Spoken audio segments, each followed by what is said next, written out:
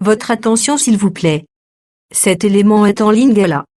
Contactez-nous pour savoir s'il est aussi disponible en la langue de votre préférence. Veuillez aussi noter qu'il est en audio uniquement, dépourvu de ce fait d'image originaire. christequality.com. Les cieux sont à la portée de votre main, juste par un simple clic de la souris. Évangile-éternel.com. Conservation et partage de l'évangile éternel.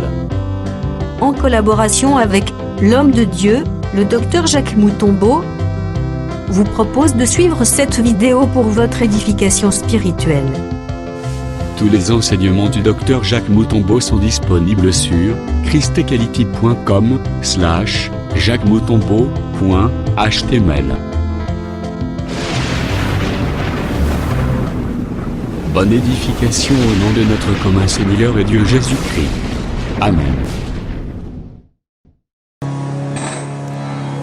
Pour ce soir, 2 Samuel, chapitre 3, au Tanguy de Bissot.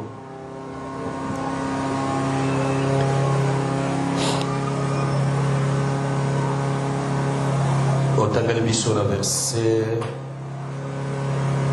12. Au pied au Tanguy de Bissot, verset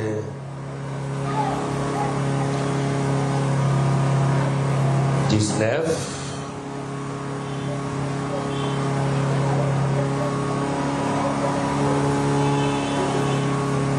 Aujourd'hui, à partir du verset 17. 17 à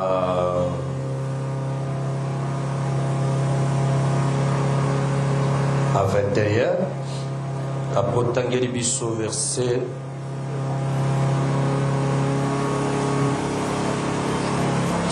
27. Tangarano, l'écriture est ébellée.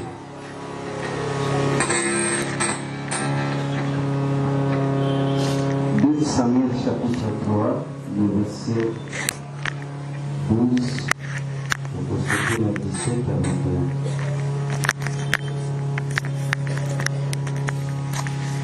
Abner envoya des messagers à David pour lui dire de sa part: à qui est le pays?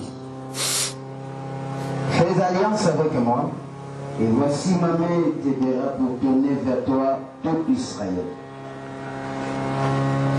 Verset 17. Abner eut un entretien avec les anciens d'Israël et leur dit: vous désiriez autrefois d'avoir David pour roi, établissez-le maintenant, car l'Éternel a dit de lui: c'est par David mon Seigneur que je délivrerai mon peuple d'Israël de la main des Philistins et de la main de tous ses ennemis. Abner en parla aussi à Benjamin, et il alla rapporter aux oreilles de David à Hébron ce qu'avait résolu Israël et toute la maison de Benjamin. Il arriva auprès de David à Hébron, accompagné de 20 hommes, et David fit un festin à Abner et à ceux qui étaient avec lui.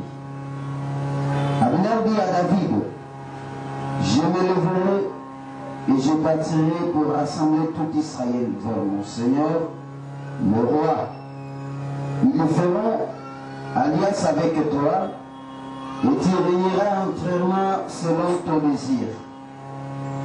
David renvoya Abner qui s'en alla en paix. 27. Verset 27. Lorsqu'Abner fit de retour à Hébron, Joab les tira à l'écart au milieu de la porte, comme pour lui parler en secret, et là il le frappa au ventre et le tua pour venger la mort d'Azaël, son frère. Ok. tozobakisa passage mosusu po tovanda otangi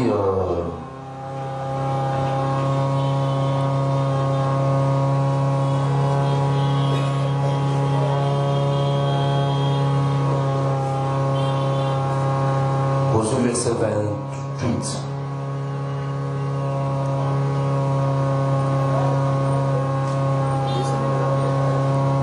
Dès Samuel le 3, verset 28. Et puis, autant qui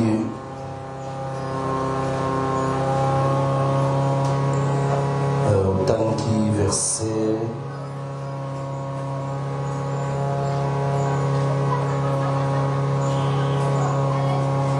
dans la 28.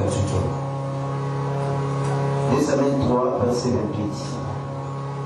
David l'a pris ensuite et il lui dit: Je suis à jamais innocent devant l'Éternel, dit Abner, fils d'Ner, et mon royaume l'est aussi. Aujourd'hui, verset 38. Le roi dit à ses serviteurs: Ne savez-vous pas qu'un chef, qu'un grand homme est tombé aujourd'hui en Israël? Seigneur Dieu de grâce, nous remercions pour sa libération Ngolu. La pourquoi Oyoto Kanilobanayo. Merci de moi Sanisibiso. On a sa masse sur moi, ça c'est la Mapapulaye. Merci de moi pour ce qu'on a mis sur le bloc comme balai du papier de Pevigno. Du papier de son maison, ton aïe vigno maquila. Ton aïe son ito, la maquila, ton zoa bon moi. Tout est venu pour nous sur Satana. Pangola Bakou Tikotanga, tout bon déligoé. La Kobo de Jésus Christ. Amen.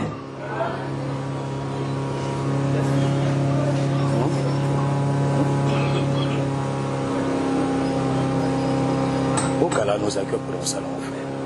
Merci à cela qui a comme la première nation. Ok. Tu peux s'église monter dans le corps de Jésus-Christ. On va acclamer dans très fort le Seigneur.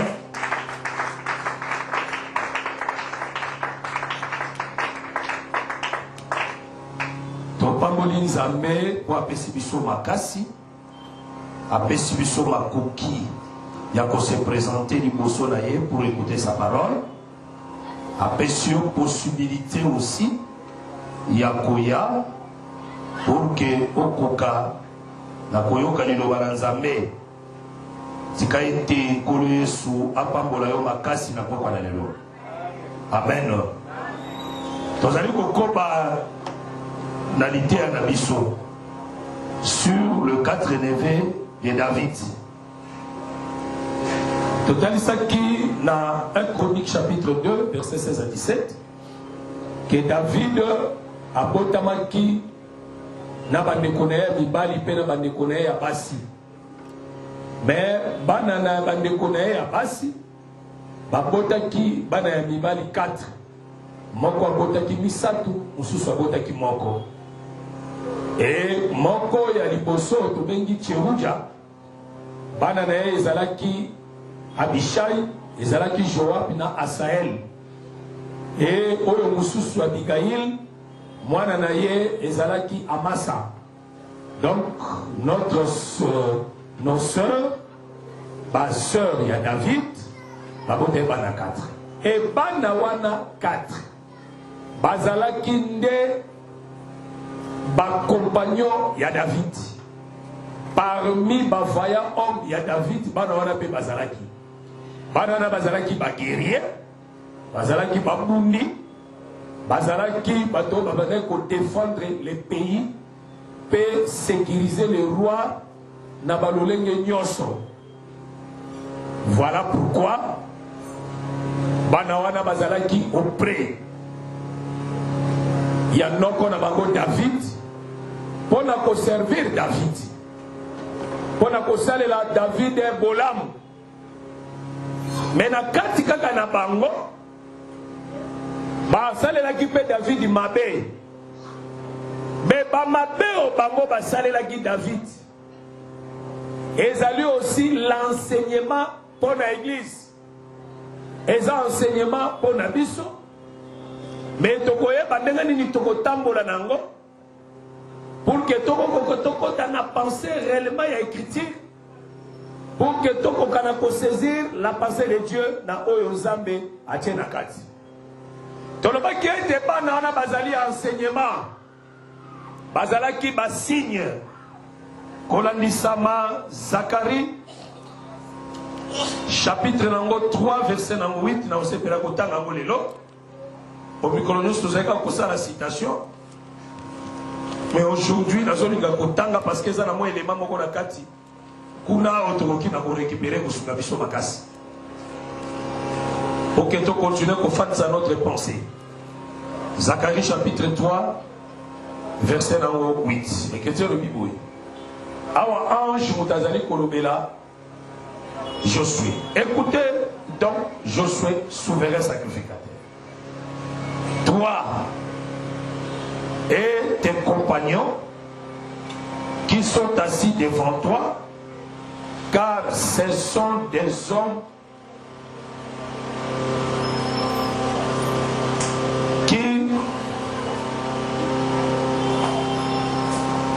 qui serviront des signes. Je ferai venir mon serviteur. Donc, Awa, à partir de ces versets, ange a dit ça, souverain sacrificateur, Josué. Alors, il dit que toi et tes compagnons qui sont assis, beaucoup servir les signes. Ça veut dire, souverain sacrificateur, Josué, n'a pas compagnon naïe, bako servir un signe.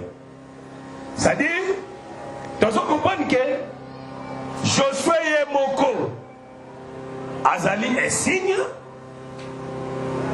et ses compagnons, ce sont des hommes aussi, oh, Azali ko servir aussi le signe.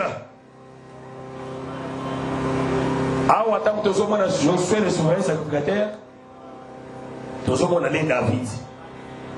Ses compagnons, ce sont ses neveux. Oh, ils vont servir, ce sont les hommes, oh, ils vont servir la signe. Amen. Bazali Bilembo. Oh, ceux qui t'ont na 1 Samuel chapitre 21. Donc on comprend que David a zalakapé le souverain sacrificateur. Azalaka aussi Melchisedec. Parce que Melchisedec et Azalaka les véritables souverains sacrificateurs. Selon Hébreux chapitre 7. Azali le souverain sacrificateur à perpétuité. Non selon l'ordre d'Aaron, mais selon l'ordre de Melchisedec. Ça veut dire, David, il était le roi. Parce que dans 1 Samuel chapitre 21, tu sais que David est roi pour la ligne. Parce que David, dans 1 Samuel chapitre 16, Wendra qui est comme le roi. Papakoula qui est Mafuta. C'est que David, il était le roi. Amen. Il était le roi. Tango David a zokende na ba serviteur naye. Bazokima Saoul. Parce que Saoul a une mission, Yakoboma David. Tango David a zokima na ba serviteur naye. Nakolinga batangela biso.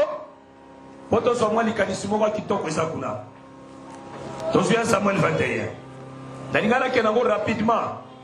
Mais nous sommes dans la moindre démarche, ça va nous aider. Josué Samuel 21.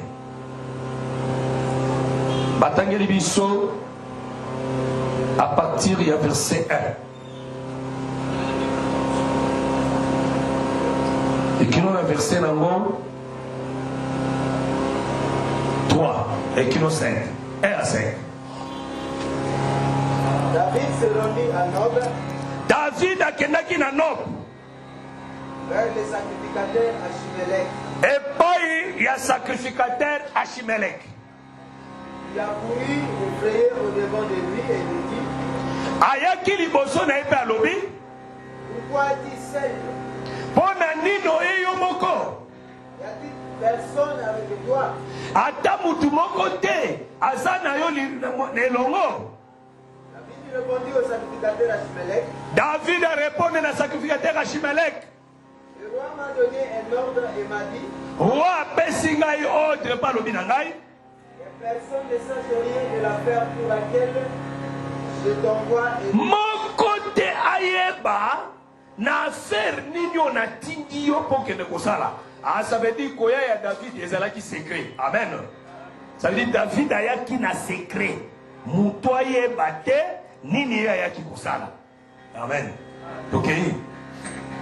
de l'ordre que je t'ai donné. Na ordre on a péché. Wana zo expliquer ndenge roi lobi na ye. Azo expliquer Achimelech ndenge roi lobi na ye. De fixer un rendez-vous Na fixaki rendez-vous à mes gens. na bato na ngai. Amen. Ça veut dire awa David azo yebisa le sacrificateur Achimelech. Alobi na ye kendenge na ye awa roi alobi na yebisa mutu te ndenge nga na ye lini nga na ye mpo na sala. Alobi na fixe rendez-vous na bato na ngai. Est-ce que nga malamu? Awa eza prophétie, eza enseignement, eza prophétie kita frère. Maintenant, quand tu es sous la main, Nini oza nango na loboko? donne-moi 5 pains, Pesa ngai mapa mitano. tout ce qui se trouvera. Oyo nyonso yo kozala nango. Le sacrificateur répondit à David, Sacrificateur ya doni David. je n'ai pas de pain ordinaire Naza na mapo eza ordinaire te. sous la main, Na loboko. mais il y a du pain consacré. Eza kaka na mapa oyo ya kobonzama oyo eza consacré. Si du moins des gens se sont abstenus de faire. Soki kaka bato soki bato na yo s'abstenir na basi. Ça dit babimi na basi te, s'essuyer na basi te. David répondit au sacrificateur, David a donné sacrificateur. nous nous sommes abstenus de femmes depuis 3 jours. Biso tobatelami uta mikolo misato. Je suis parti.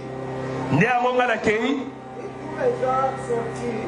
Bato na ngai nyonso bazali petwa. D'ailleurs, Kutu. si cela est un acte profane, Soki yango ezali acte ya kobebisama. il sera certainement aujourd'hui sanctifié par celui qui renoncera les humains. Ah, na mokolo ya lelo tokopetolama. Amen. Ça veut dire David malobo aze koyebisa ngo Achimelech eza makambo oyo te asololaki na roi. Parce que soki otangi écriture molai nango omonake David babande poursuivre ye. Parce que soki otangi 1 Samuel 19 otangi 1 Samuel 20 eza na ntango oyo David Saoul abande koluka boma David. Nde David azokima na 1 Samuel 21 David azokima na bato na ye. Achimelech amoni ye aye ntango David ayepa na ye azali sacrificateur atuni alobi me yo ndenge nini otamboli yo moko oza na bato te oyo batamboli na yo elongo. Alobi roi alobi na ngai nakende ya secret na informe mutu te na makambo nga na ye kosala. C'est que David abandonné kosala un programme ya rédemption. Ça dit koya ya David comme un roi, mais a misala kite baye kazali un roi. Amen. A misala kite ke po baye ba musala zali kosala c'est kaya qui en secret. Au monde koya Yesu sur la terre. Ezalaka nde nzambe mobimba aya na mabele me aya te po batu bayeba nini ya yaki kosala. Ça dit koya ya Yesu na mabele ezalaka nde un Dieu portant un corps. Tango nzamba alati nzoto elingi koloba ke aye po batu bayeba te makambo ayaki kosala. Amen église. Soki Israël ayebaka makambo oyo Yesu ayaki kosala bele babika nzamba miboma po bayeba te nini ayaki kosala. Sikoyo nini ayaki kosala ayebisi yango le sacrifice ayebisi ye j'ai donné les rendez-vous à mes gens. Dans l'écriture, au moins David a fait rendez-vous. C'était la prophétie. Qui avait donné les rendez-vous à ces gens? Évangile éternel. Il faut penser à biso verset wana. Où est-ce que Dieu a donné les rendez-vous à ces gens? C'est-à-dire, dans d'autres termes, après ça qui rendez-vous na batonaye qui a koya ko rendre bango visite. Akoya ko tala bango. Aye bisa bango makambo aye ko sala. Mais tango akoya muto aye bate. Asko la ninga malamu. Batangeli biso chrétien. Bisikani ni nzamba pesa ki rendez-vous na batonaye. Ésaïe 35.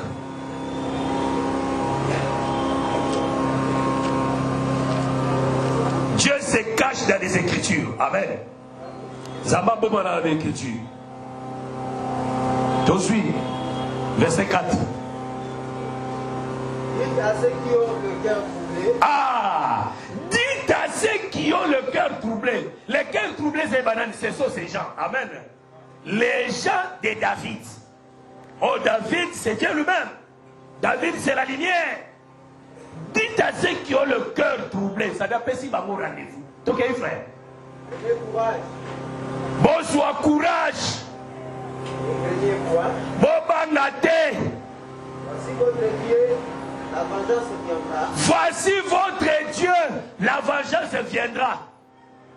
La division de Dieu. Lifuti ankolo, Yazambe, Il viendra lui-même Yemoko akoya, et vous sauvera. Akobi Kisabino, Amen. Amen.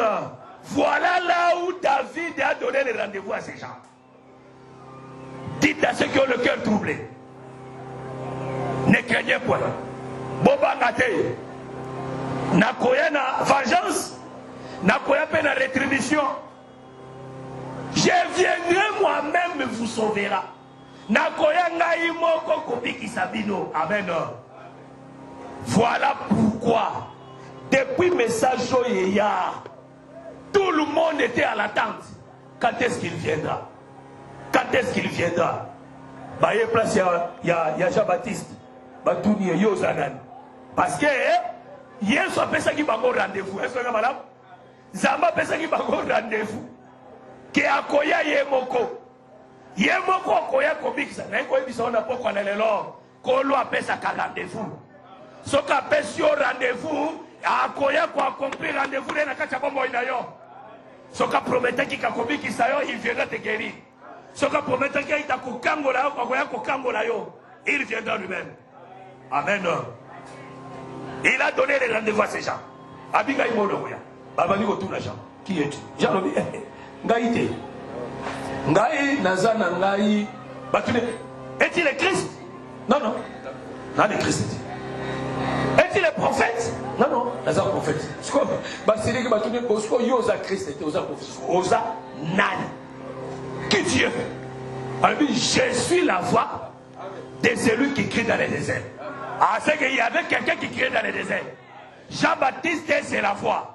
Ah, c'est que Jean-Baptiste, c'est l'envoyé. Oh, yo, David a dit qu'il a rendez-vous. Je viendrai moi-même. Est-ce qu'on a madame? Parce que Jean-Baptiste a annoncé qu'à l'arrivée de la lumière, c'est lui l'aurore. C'est lui la voix qui précède et c'est lui qui guérit. C'est lui la voix qui précède et c'est lui qui délivre. C'est lui la voix qui précède. C'est lui qui chasse les démons. Amen. Parce que nous cabaye. Un jour, je suis Jésus, ma femme ici. Je vais poser une question. Quand est-ce que le royaume de Dieu viendra sur la terre? Alors, le royaume de Dieu, voilà la manière dont on frappe les regards. Le royaume de Dieu est au milieu de nous. Amen. C'est que tous ces gens-là, ils attendaient l'accomplissement et un rendez-vous. Et ça, on va dit, dans le 15 heures, on peut son bon golia. Si vous votez, comme vous bêta bêta. Ce qui n'a été, ah, docteur, tu peux un rendez-vous. Amen. Je vous dis que les gens de David, ce sont des boités, ce sont des aveugles, ce sont des soumis, ce sont des léprés, ce sont des prostituées, ce sont des hommes inutiles.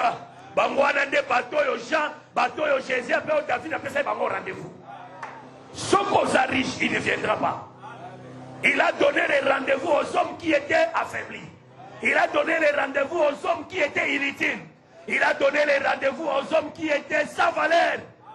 Et pour faire quoi? pour donner la guérison. Voilà pourquoi Jean-Baptiste, lui aussi, il attendait cet rendez-vous-là. Quand est-ce que ça s'accomplit? Herbakanye va continuer dans la prison. Où est la prison? Ah mais non, moi, on appelle ça la rendez-vous. Soit appelle ça rendez-vous à Koksaro. Mais n'est-ce pas depuis la prison, on va prison. Attendez ma discipline. Bon, que là, pour tout, est-ce que ça y est, vous appelez ça qui rendez-vous? Toyuté. Amen. Bon, que de tout là. Est-ce que ça y est, vous appelez ça qui rendez-vous? Toté. Là, on va créer, on va tout ni Jésus. Jésus a dit, est-ce que vous avez un abi bokote azong simoka Ésaïe 35 boke ne koyi bisa Jean ba aveugle bazomona ba baba bazoloba ba kufimisu bazomona ba kufimatoi bazoyoka ba koka bazotabola ba lepré bazapirifier. Amen. Ça doit dire que non au moni muto apesa ki rendez-vous wana na Ésaïe 35 yeo yo nakati na bino frère. Si Jésus est au milieu de toi, il te portera la guérison. Il te portera la solution. Il va ouvrir les yeux. C'est un Dieu puissant. C'est un Dieu véritable. C'est un Dieu qui donne la consolation. Amen, l'église. Ah, il y a un ça rendez-vous. Mais remarquez ceci. T'envoyé à expliquer à Shimelech. À tous les Shimelech, aux années là, on va Goliath. À Shimelech, personne n'a pas mis tant. Oh, yoko qui vous a Achimele a dit non. Nazana mapa. La date très bien. Pesana 5 paix. Yazaroua. Mais pourquoi il demande 5 paix? Amen. Pourquoi il demande 5 paix? Donne-moi les 5 paix. Aïe ici, Achimele a dit Nazana mapa moussouté. Kaka les paix consacrées. Je n'ai pas les paix ordinaires. C'est que et si Kachimele Kazalaka, les paix ordinaires et Zalakate, il y a seulement les paix consacrées. Amen. Kaka mapa mitano et mapa kako ezali consacré. Abisie soki et aux amalam soki ba serviteur do ba s'abstenir na basi. Ne ba kolia mo. Ah, je comprends. Monto ya kolia les paix consacrées, il faut s'abstenir na basi. Amen.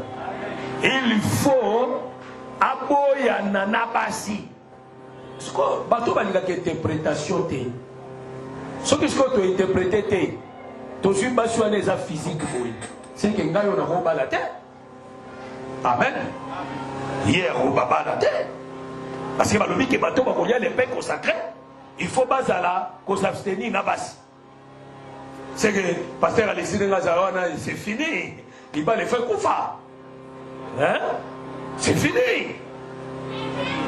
Parce qu'il faut manger les pains consacrés. Il faut s'abstenir avec les femmes. Oh! Apocalypse 14, verset 1 Kokitamuke. Bazota il 144 000. On va aller suivre l'agneau partout. La Bible dit que Babima qui n'a pas cité. Est-ce que vous avez malade? Ça dit Babima qui n'a pas cité. Dans Apocalypse 14, verset 1 Kokitamuke.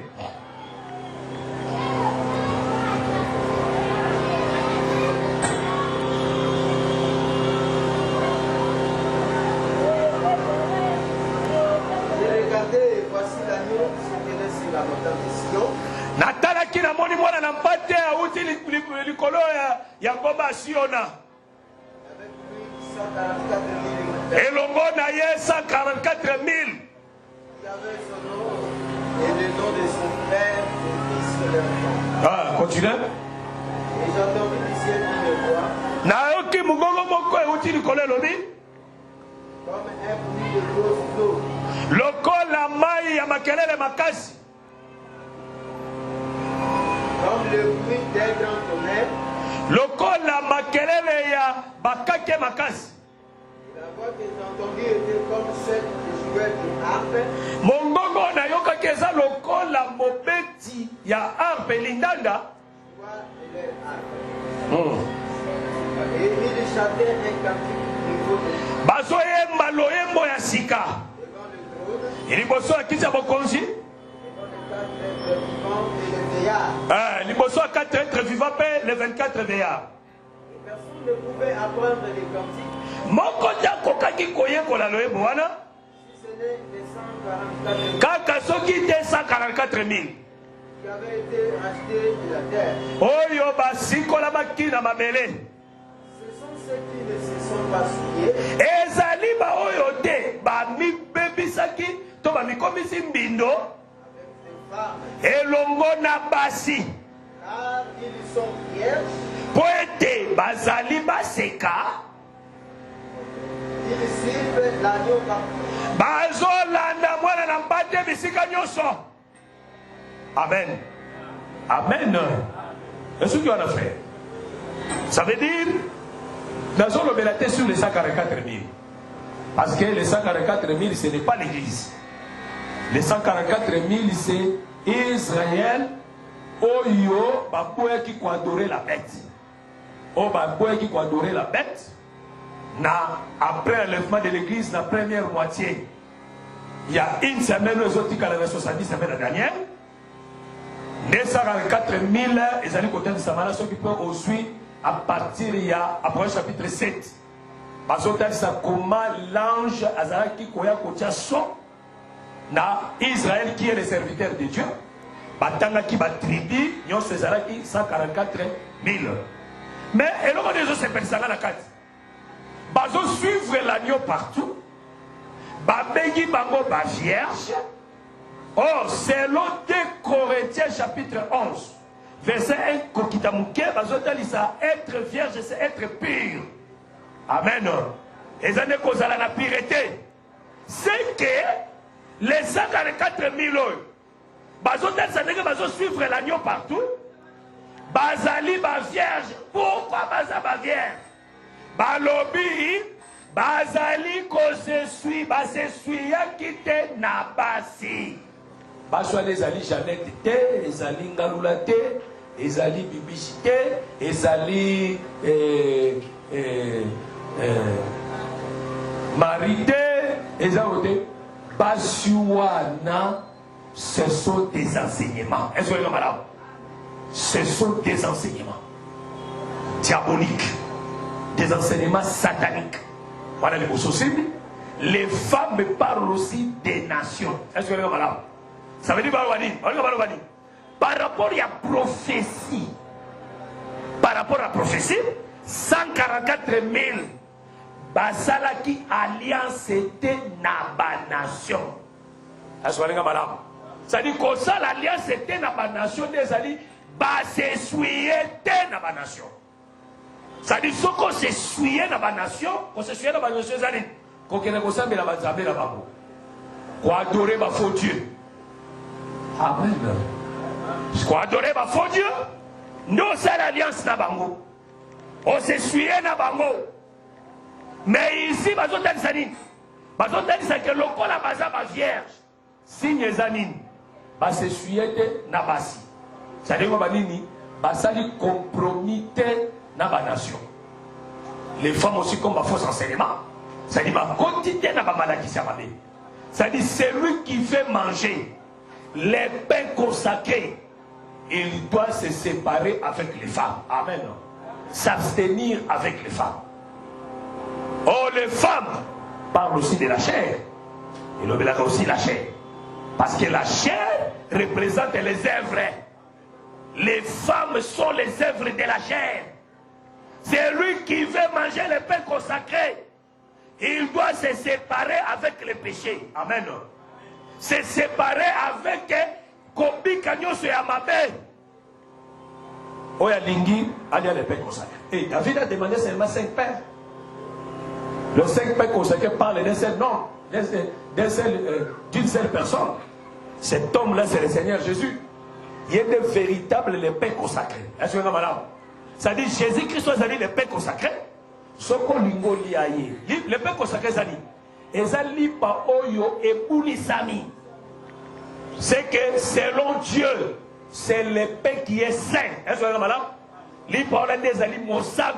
C'est-à-dire les pains ordinaires. C'est-à-dire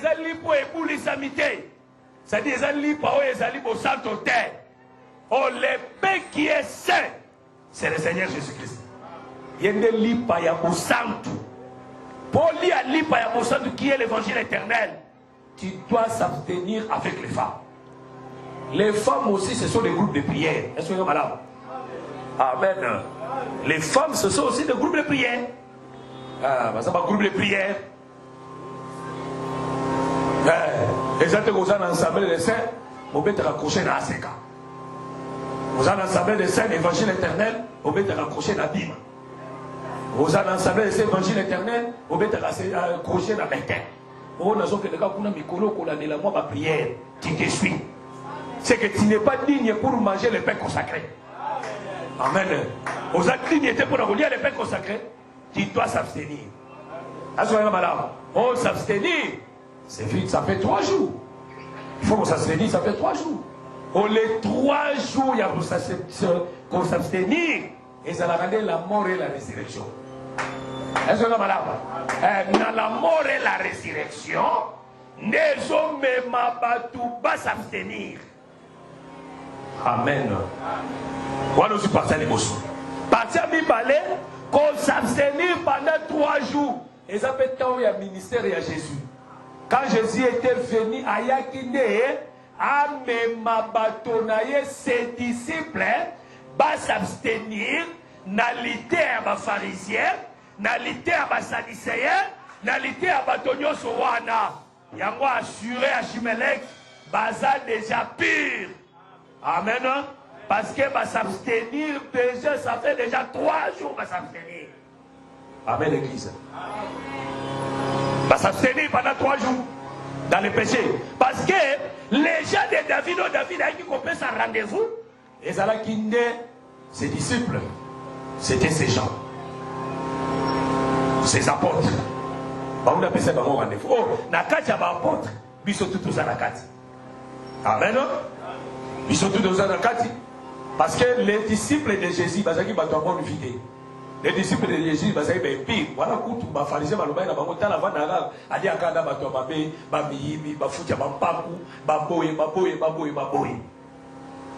ça veut dire, Jésus nous a donné le rendez-vous. Mais remarquez ceci. Quand il prend les 5 pains, ça veut dire je deviens comme Dieu aussi, comme Jésus aussi. Il doit manger les 5 pains. Vous avez dit les pains consacrés. Ça veut dire manger ici, c'est agréé. Ponza mandi mama pao ye uti na kati et bimi pa chimelek. Il fait ça la mapa mitano et ali consacré. C'est aussi quoi? C'est aussi le ministère. Jésus-Christ a créé que les ministères oyo ezali na kati ya bonzambe. Bato bazali consacré à l'éternel. Si tu n'es pas consacré à l'éternel, Dieu ne te mangera pas.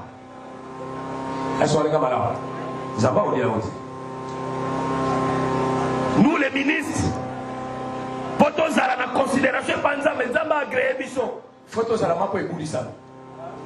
Mapo ebulisa. Na kiti na ngosu muke. Lipe za peyo. Kozala le pain ordinaire te. Zala lipe ebulisa. Soko za lipe ebulisa bi kola boliayo. C'est-à-dire koliayo kola boliayo, c'est-à-dire Dieu va t'agréer. Zamba kosepela na yo. Si tu n'es pas le pain consacré, il ne te mangera pas. Mais lui, il n'était pas sacrificateur. Il était le roi. Mais pourquoi il doit manger le pain consacré? Mon tapé, c'est sur lumière, madame Moïse Jésus. Dans Matthieu chapitre 12, Azolo Baké David, n'a pas serviteur, n'a pas saki nanzala. Mais Badia qui m'a posé qui destiné pour la sacrificateur. Mais Bakoufa qui était. Ah, ça veut dire David, il était le sacrificateur aussi. Quand il mangeait les pains, il devait aussi le sacrificateur. Ça dit comme il était le roi. Tangwalié Mapa a commis sacrificateur, ça veut dire a commis roi sacrificateur. C'est qu'a commis souverain sacrificateur. Il devait Melchisedec. Amen. Amen. Amen. Parce que souverain, c'est le roi. Sacrificateur, ça dit roi sacrificateur. Comme Aaron Gazala Kiwana. Aaron, il était aussi le roi sacrificateur. Il était souverain sacrificateur. Il était tout d'abord le roi. Après, il devient sacrificateur. De la même manière aussi, Jésus, quand Jésus vient, Jésus aussi comme véritable David. Azobotama na tribu mibale. La tribu ya Juda comme le roi David. Et Azali kobotama pe na tribu ya Lévi. Parce que Joseph a outi na tribu ya Juda. Marie a outi na tribu ya Lévi. Ça dit tant azobi mananzela ya bango mibale. Azozala roi sacrificateur. C'est le souverain sacrificateur. C'est-à-dire le véritable souverain sacrificateur, c'est le Seigneur Jésus. C'est lui le Josué. Il y a deux Josué. Il doit être ensemble avec ses compagnons. Ses compagnons il y a un autre qui était David n'a pas devenu les signes. Bazozala enseignement pour la biso. Bazozala lila qui si pour la biso. Voilà pourquoi leur comportement, leur vie nous enseigne. C'est l'autre 2 Corinthiens chapitre 3. Toloba qui était bateau bako maka écriture. Mouto a commis écriture, mais mouto a commis écriture. Dès que Paul a dit ça va Corinthe, quand vous lisez Moïse, Moïse devient l'écriture. Amen. Moïse a commis écriture. C'est que ma camion sont ça à Israël. C'était un enseignement.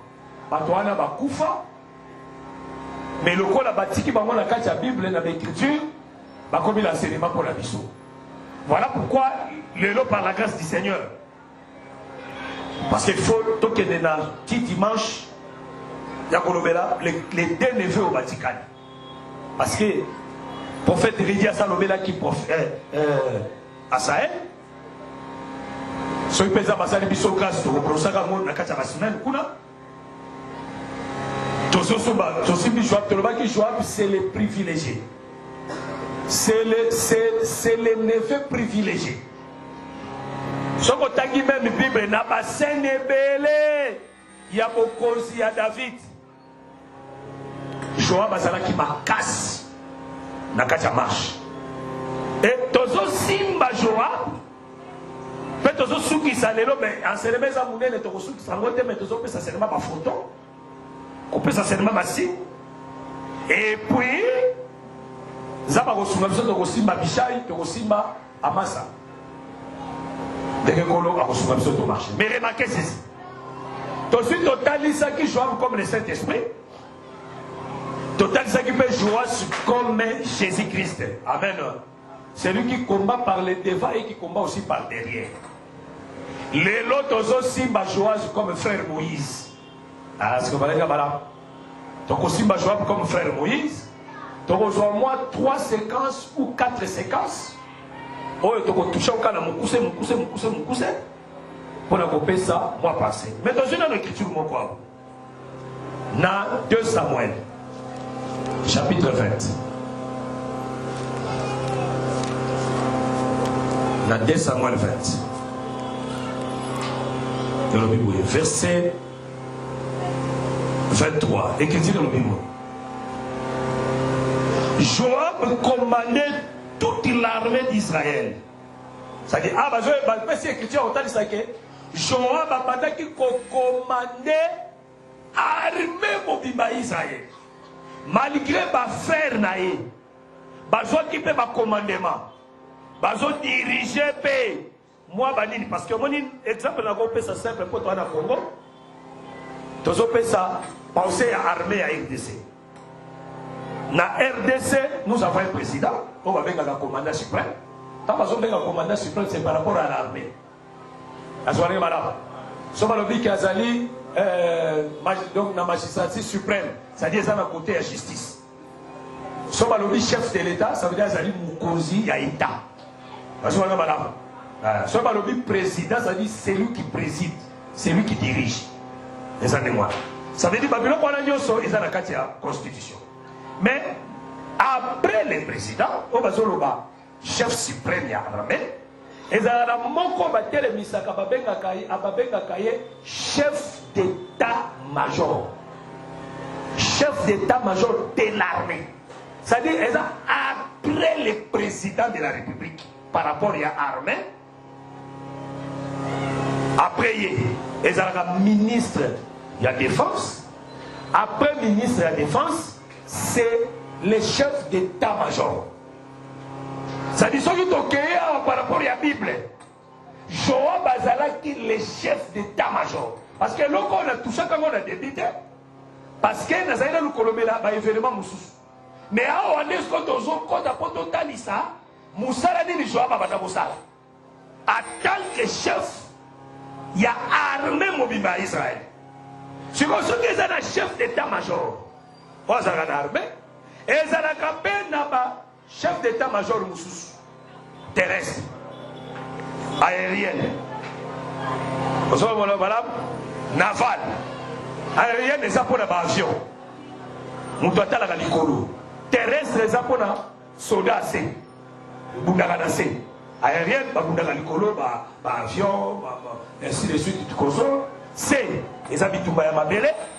Naval, ils ont Yamaï. Bitumba Yamaï, ils ont les force terrestre, force aérienne, force navale. Baron Bazan a un commandant. Bazan a un chef. Mais Namisa Touana, ils ont un chef, c'est le chef d'état-major. Ceux qui peuvent quitter, au moins à côté de ce moment, il y a un moment où tout le monde est chef. Mais tout le monde n'est pas chef. Chef est en fonction de son paysan. Où est-ce qu'il est légal? Il y a un moment où David Joab, Azalaki, chef de l'armée à Israël, mais Bande Konaï, mais Azalaki, chef. Chef Yaboye, chef Yaboye. Chef Yaboui. Amen, l'église. Loko Azalaki, le chef de l'armée. C'est-à-dire, c'est lui qui contrôlait toute l'armée plutôt. Et c'est lui qui veillait. Nabatunyo, Zazoluga, tombe le Kolomoukie pour toucher le roi. Nene Yamona Kacha Joab. Nalobaki que Joab Azali Tini a plusieurs couleurs. Joab Azalaka Mutema Mabete. Na place de Rocha Joab Mutema Mabe. Na place de Rocha Joab Mutema Malam. Amen. Tant que Joab Azalaka Kosenga Absalom Azonga Namboka. Joab Azalaka Mutema Malam. C'est le Saint-Esprit.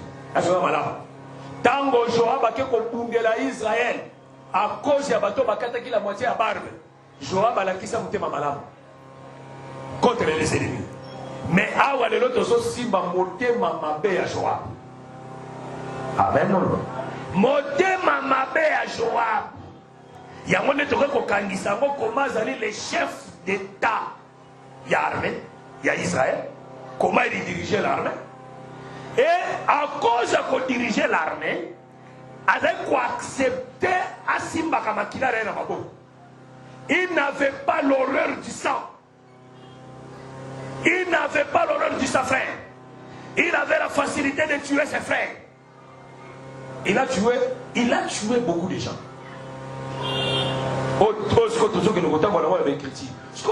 Bateau jouant Babanaï Koboma. Bateau jouait rôle nini dans la Bible pour que Joab manifeste la haine contre Mango. Pour Aboma Mango. Baza est belé. Mais ouais, ils ont ces pays. Et après l'Iwaya Batouana. L'Israël, et le roi lui-même, parce que le roi aussi, c'est la tenue de plusieurs couleurs. Chaque mouvement et roi donne un enseignement. Amen. Après la mort d'une personne, il joue à Zansani. Après la mort, il y a beau à Zansani. Après la mort, il y a beau à Zansani. Ce qu'on a très bien. Par la grâce du Seigneur. Et ici, tous les messages comme Moïse. Parce qu'en réalité, Dieu, il était le roi en Israël. Son chef, son commandant, après l'Éternel, c'était Moïse. Amen. Et tout le monde qui voulait soulever la tête contre contre l'Éternel, Moïse était là. C'est-à-dire que le baboye, Okoya libanda ya mauvais côté. Parce que Joab veillait sur la loi. Azako veillait du courant mauvais. Yosoko sali likambu. Kokansate que Joab a bosali, Joab a bosali. Joab a zaka rancunier. Joab a kangaka kanda na motema. Tôt ou tard, a koluka possibilité nyonso ya obomayo. Amen l'église. A tout échappé. Joab fera par tous les moyens de te récupérer. Batangeli cette écriture moi parce que nanga kangisa mo bala moko pour te démarrer. Batangeli cette écriture moko na 2 Samuel.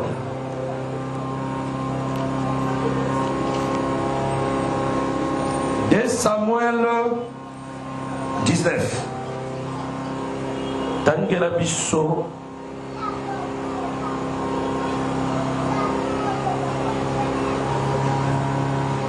là.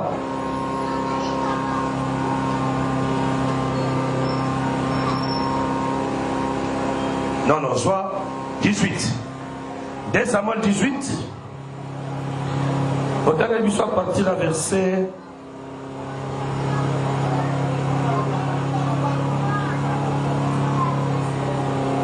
Tant à partir à verset.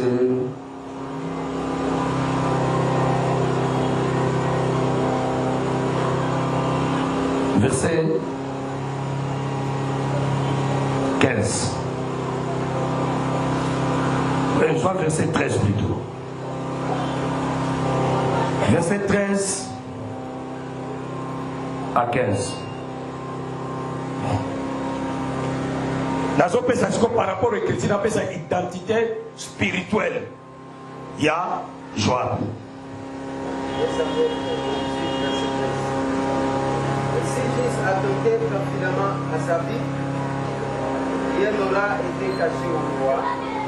Motomoko amonaki Absalom. Akangami azauta na milena ake kangama na terebent. Suki ne terebent na suki milai. Azako le karana kacha terebent ezanzete. Razor ka pénétrer à kata terebent suki ne kangami azaki suspendu entre le ciel et la terre.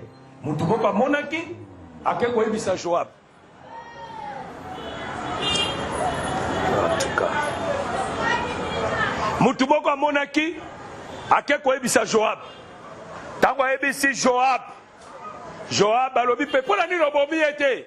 Abi sango atata na apesaki pona Absalom abai ke basimba le jeune Absalom te. Soki ngai na bomi ye yo moko yo kozala mutu liboso ya kubalukela ngai. Amen. Ça dit na Israël bayebaki Joab azanani. Est-ce que nga malam? Yo moko zolo bananga pona nini na bomi Absalom te. Soki na bomaka Absalom olinga kozwaka maloba ya roi o balukeli ngoloba na ngai yo bomiye pona dini roi lobaki dini yo boko linga ko balukela ngai ça dit na Israël bayebaki qui est Joab azala na miséricorde de terre. Joab azalaka na œil pour œil, dent pour dent. Toquez l'écriture frère. Si fils attendait perfidemment sa vie, rien n'aura été caché au roi. Soki ngai na kendaki koboma ye mais lelo komoki eboma pe pa roi te. Et tu aurais été toi-même contre moi. Yo moko linga kotelemela ngai. Joab alobi na ye. Je ne m'arrêterai pas auprès de toi. Yo nako tika la pembeni na ote na telemaka na okaka ndenge ozoloba. Il prit en main 3 javelots. Na maboko na zwi ba javelo misatu. Est-ce que ninga madame? Azi 3 javelo ezali. Javelo ezali lance.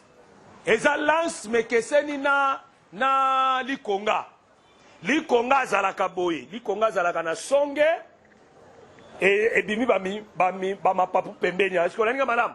Na tige. Wala ba benga ngo lance ezali konga. Ba benga ngo lance. Javelo azalaka tout droit. Mais na mutu nango songe. Est-ce que ninga malam? Yango soko teli na ba cirque. Na ba cirque te, na jeux olympique. Na bato bakimaka bambangu na stade. Est-ce que ninga malam? oyo omona mutuboka zwi nzete boy azoki mambangwe abwaki est-ce que malamu et omona keye kwe kuna baba tuboko bakimi ba côté distance ya force ya bwakeli ti joana mulende babenga ngo javelo est-ce que malamu azwi 3 javelo ton côté lecture frère. Il les enfonça dans le cœur d'Absalom. Afonça ngona motema ya Absalom. Encore plein de vie au milieu du terrain. Oh, Absalom azalaki na bomo imakasi. Ça dit Absalom azalaka na plein de vie. Amen. Oh, ça veut dire tant ba betia biloko wana misatu. Azalaki na bomo ya kitoko na kati na ye. Plein de vie. Tokei. Continue frère. 10 jeunes gens qui portaient les armes de Joab. Ah, Joab atambolaka na batu zomi. 10 jeunes gens. Bilenge zomi. Na atambolaka na bango. Est-ce que madame? Il marche avec 10 jeunes gens. Tamona 10 jeunes gens.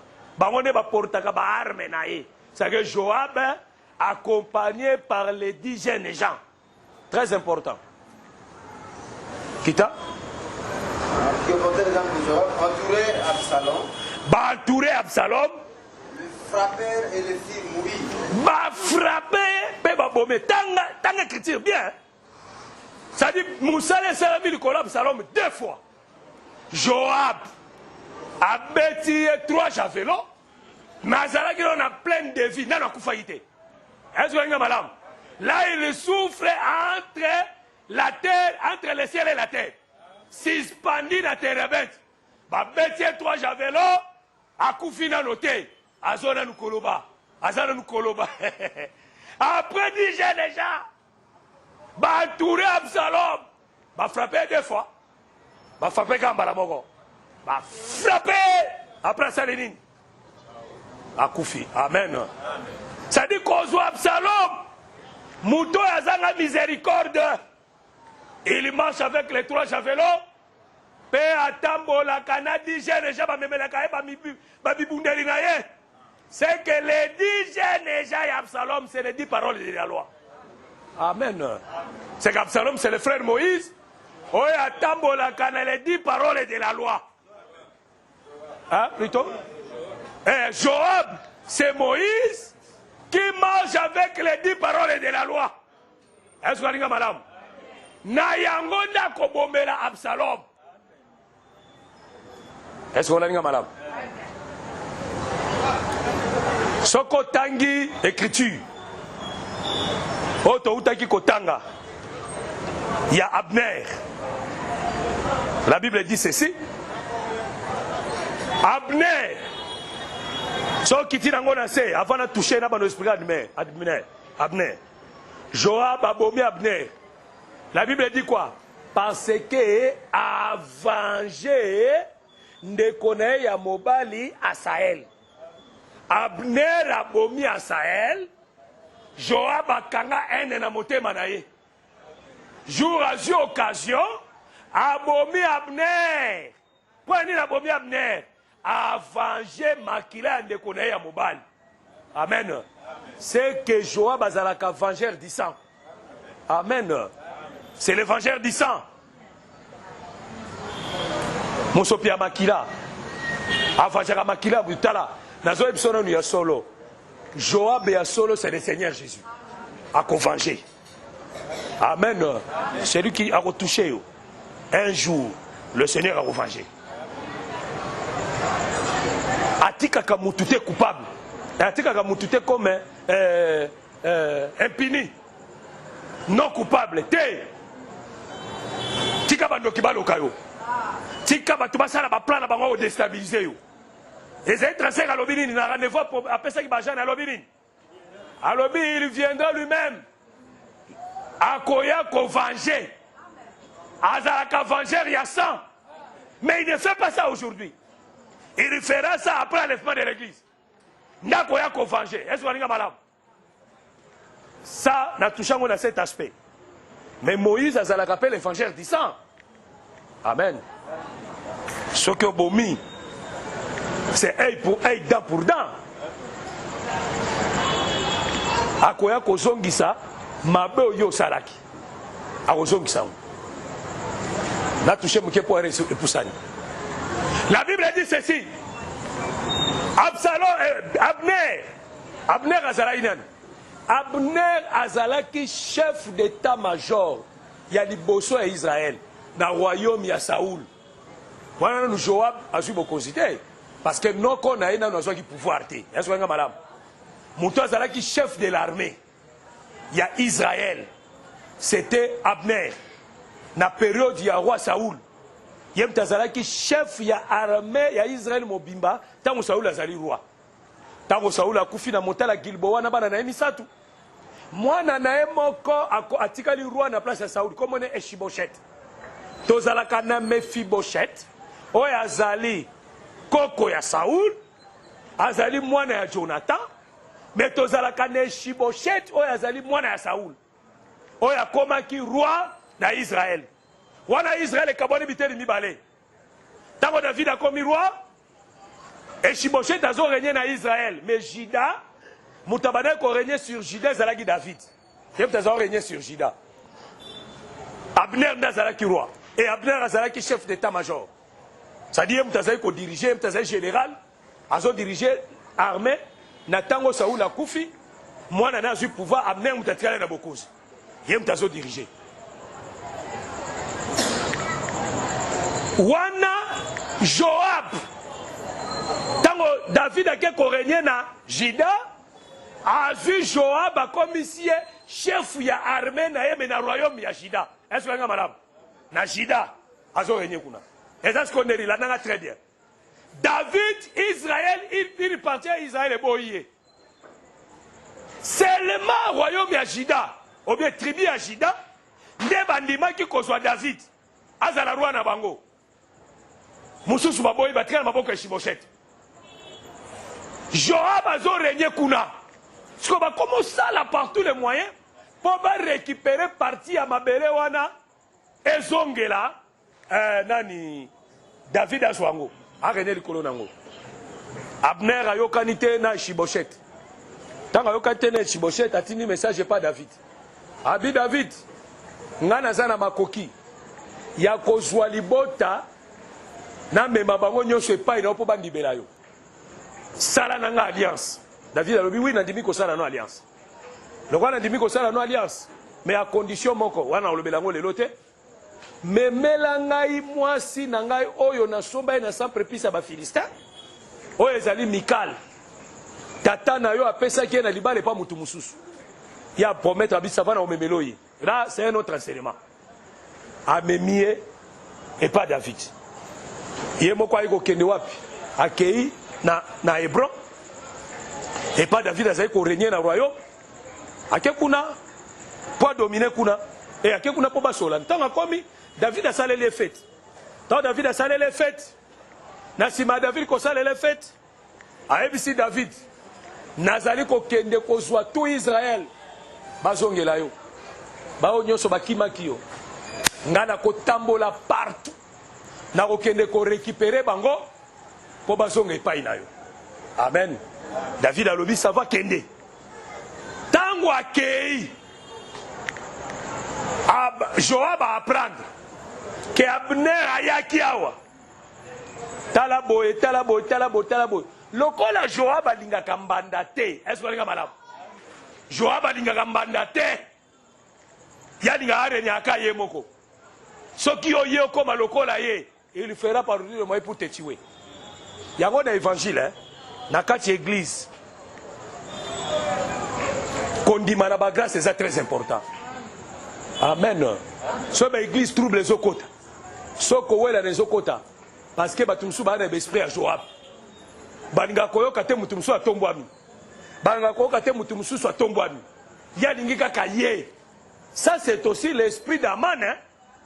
Aman alinga kaka roi lo baka kombo na ye. Alo ba kombo ya mutu mususu te. Kaye. Amen. Amen. Kaye. Babeta li solo mutu mususu te. Soka ka babeti li solo mutu mususu. Ye facilika. Ye famu na ngoma be. Faut ba so ba dora kaye. Voilà pourquoi les jours au roi bengaki na butu. Alobi Aman.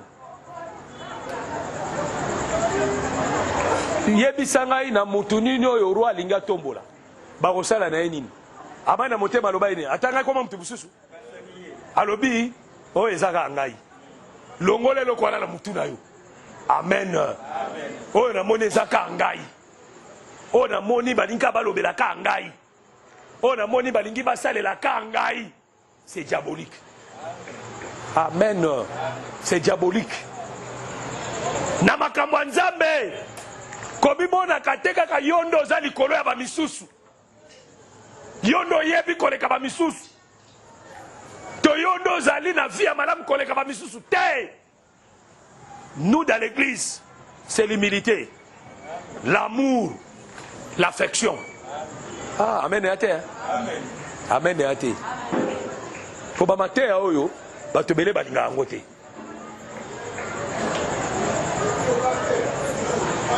Amen église. Amen. Dans l'église, les grâces va se soutenir à nango. Absalom est plutôt Joab. Tango apprendre les gars que Abner ayaki. Pour le Abner ayako sala.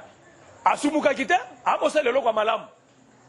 Azwa pour Joab ameka ko sala ngwa ko quitter. Est-ce que nga malam? Joab a koki ko ramener Israël était et place à David. Sur le corps de Joab a koka quitter. Nde Abner ayaki asala yango. Est-ce que nga malam? Ah.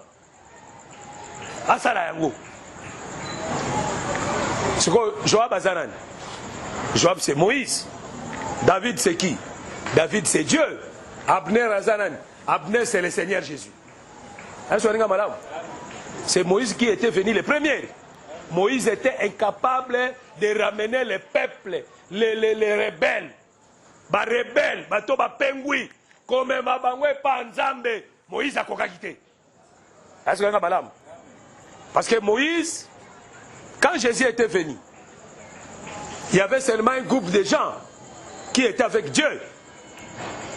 C'était les Sadducéens, les scribes et les pharisiens qui étaient avec Dieu. Et puis, ceux qui toquaient dans moi, c'est Israël seulement qui était le peuple de Dieu. Est-ce que vous avez malade? Seulement Israël. Nous, les gens des nations, Moïse a coca comme Mabiso pas en Moïse a coca pour racheter bisoté. Est-ce que vous avez malade? Moïse a coca comme qui bisoté. On Nzamba zaleka na posa ya korenie na Israël était, azape na posa korenie likolo na biso nyonso. Sur le kola Moïse a koka kité, muto azalaki capable ya komema bato. Baya e pa Nzambe, bazongela Nzambe. C'était le Seigneur Jésus. Amen. Amen. C'était le Seigneur Jésus. Pa yebisaki, Abner yebisaki David boy. Nako kende komemela yo Israël. Okosa l'alliance na bango. Pe okorenye likolo na bango libela. Est-ce que vous avez malade? Ah, ça veut dire, hein? Abner qui est l'image de Jésus. Soka memiyo e pa Nzambe. Nzamba osala no alliance.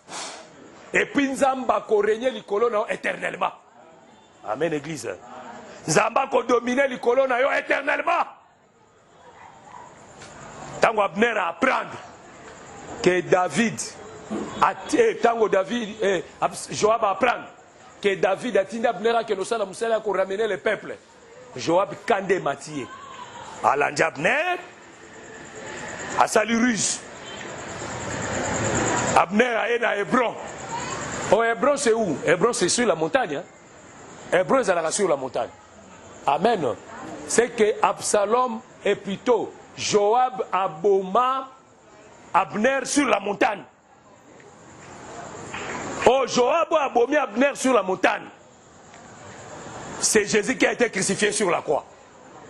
Sur la montagne de Golgotha. Il a été tué là-bas. Tango David a eu une nouvelle que Abner a koufi. David a sali matanga. Et David a lobini. Asala loyembo pour Abner. C'est-à-dire après la mort d'Abner, David a sala complète. Asala loyembo ya matanga. Amen. Asala loyembo ya matanga na sima ya liwa ya Abner. Pe ayeko lobani. Ayeko ebisa bana Israël. Et il y a un grand homme qui est mort en Israël. Et il y a un grand homme qui est mort dans notre royaume. Oh, le grand homme. Oh, ya kufa qui na kati ya royaume. C'est le Seigneur Jésus-Christ. Est-ce qu'on a dit malade? Et non, Konini Abner abomé, Joab abomé la Abner. Parce qu'Alinga quitte Abner à sa place naïe. Ce qui Moïse, la loi, les sadducéens, les scribes et les pharisiens, baboma Jésus, parce que Jésus a gagné bango. Jésus a commis Koluka sa place na bango. Yango ne babomé la qui. Amen, église. Amen. C'est que nazo qui t'a pas inspiré boy. Nasima liwa ya Jésus, il faut m'attendre. Il faut les là. Après la mort d'Abner, tu dois pleurer Abner. Oh, tango David a zolé l'Abner, David devient le peuple. Parce que tous les peuples pleuraient Abner dans David. Libotano sont venus coller Abner dans Kata David. C'est que David y a solo. Oh, y a zolé l'Abner et ça depuis sur l'église. Pleurer c'est repentance. Netoko sala complète. Loyembo ya matanga. Est-ce qu'on a malade? Amen, église. Oh, loyembo matanga, c'est la prédication. Hein? Parce que loyembo matanga ya nini? Ba mama balou bande ba iba ngo bien. Nazo ba mama balou bazawa. Ba mama balou bazawa. Bazate hein? Ah, toi na ba santo hein? Ah, balou bazate. Pour l'église du tribalisme elle a raté hein? L'église des alakate ko yo ndeko na nga te l'église te. L'église bondeko ezalakande évangile. Ezalakande lité à moko. Enseignement moko. L'église ezate que ceux qui au mona ceux qui mongo à l'église. Au mona mongo mususu ba komi ba pi. Wana qui tribalisme wana. Là c'est le prix l'évangile. Tribalisme. Pour nani no komi ka pire na mongo. O komi pire na muswahili ndeni. To muluba soka ye muluba mususa kangami ne pire. What est tribalisme? Ozomona. Ngade na yabo na ngade ekolo te. Nga ekolo na ngeze évangile éternel. Est-ce qu'on a malama? Parce que dans l'église, ezalakande lité yande dominaka. Lité yande za rodele abatu nyonso. Amen église. Soko za kana bizaleli wana tu dois laisser ça. Tu dois abandonner ça. Ah oui, azali wa kwetu. Ah na lo balanga langaja baluba. Iko mtu yetu. Wana baswahili nduku wetu. Nduku wetu. Bo baba Kongo. Pangi na munu. Bampangi, bapangistana bapangistane na ba nani subala ba msusu ba nani. Ngando mwa ngwao. Ngando mwa ngwao. Na maîtrise ngo bien. Ngando mwa ngwao. Ngando mwa ngwao. Wana pangi na munu. Oya ngandeko. Te na bakamanza boya ngandeko ala kate. Oya ngandeko za kanele évangile. Oya ngandeko na enseignement. Amen. Yango moni na olobela baluba. Omona soki kabe ya kufi. Omona bazana tout autour ya cercueil. Kabe ya waju. Kabe ya mutu muno ena kabe ya waju. Wana zolela. Bazoye omoni baluba bazo balelaka me bazo yemba. Est-ce qu'on est malam? Azolela mazo yemba. Tango azolela na koyemba wana azolobela via mutu wana. Azolakisa ndenge mutu wana azalaka. Nenga azalaka boy, nenga azalaka boy, nenga azalaka boy. C'est ça. Yako bibezo banabiso les femmes pleureuses. En Israël, il y avait des femmes pleureuses. Ceux qui na matanga na bino boye barakolela te. Miso e kauka. Bo misaka maya miso te bokuba. Faut ba lukela bino ba femme pleureuse. Ba lukela bino ba femme pleureuse. Bango soki baye okolela. Atozaka mutema libanga. Atozaka mutema makasi. Bango soki baye bakosala loyembo ya matanga. Loyembo ya matanga bazoyemba, bazotanga kombo ya mutu wana na kati. Yango ntango David azo sala complète. Azo yemba loyembo ya matanga pona Abner, atiaki Branham na kati te. atie kimbangu na kati te, atie pape na kati te.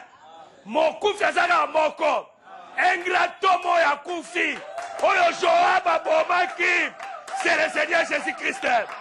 Yenda azali ko mérite loyembo, toyemba ye, ezate ko nini papa.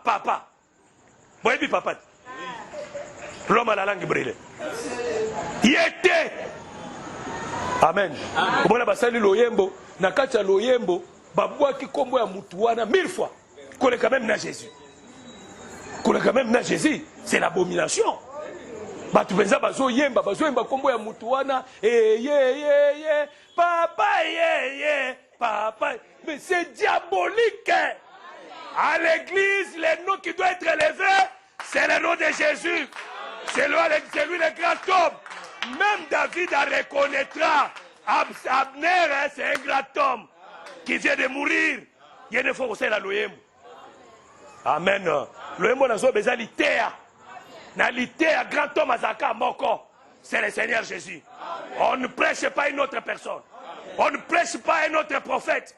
On ne prêche pas un autre apôtre. Ni un autre évangéliste, ni un autre pasteur ou docteur. On prêche que le Seigneur Jésus. Tout Israël va pleurer seulement une seule personne. Que le Seigneur vous bénisse. Merci d'avoir suivi ce message et que Jésus-Christ vous bénisse.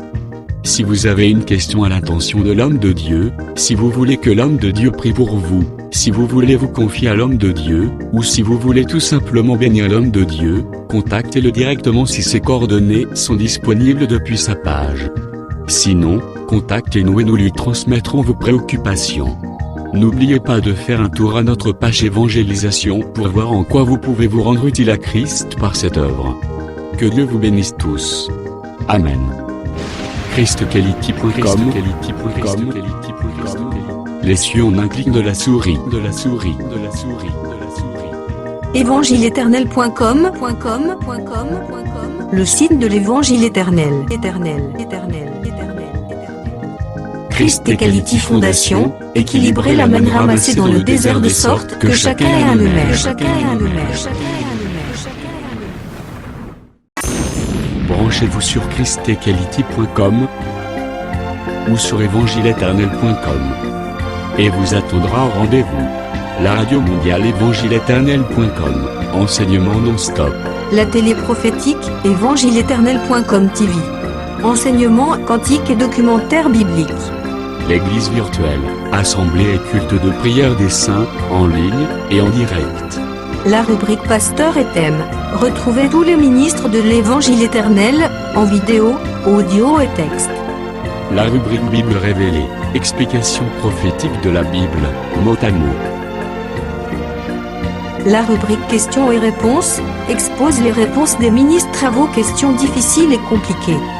La rubrique Prophétie et actualité, décrypte pour vous, l'actualité, en rapport avec les prophéties bibliques. La rubrique Aréopage, ouvre à tous, et sans censure, le libre débat et exposition contradictoire. Évangile-éternel.com, démystifié au moyen de l'enseignement, des erreurs, des fausses religions, églises, doctrines et philosophie. Nos enseignements confrontent l'apostasie et les idées préconçues pour vous attacher à la saine doctrine. Vous y trouverez de l'exhortation, du réconfort spirituel et de l'incitation à vous sanctifier. Sur évangile-éternel.com, sollicitez une requête de prière, et les ministres et plusieurs s'implieront pour vous. Retrouvez des cantiques chantés par des saints et des cantiques instrumentaux. Venez y apprendre d'autres langues à travers la Bible audio multilingue. Les enseignements sont en toutes les langues. évangile-éternel.com, le site de l'Évangile éternel. Motivez-nous en souscrivant à l'une de nos chaînes YouTube, celle de votre préférence linguistique.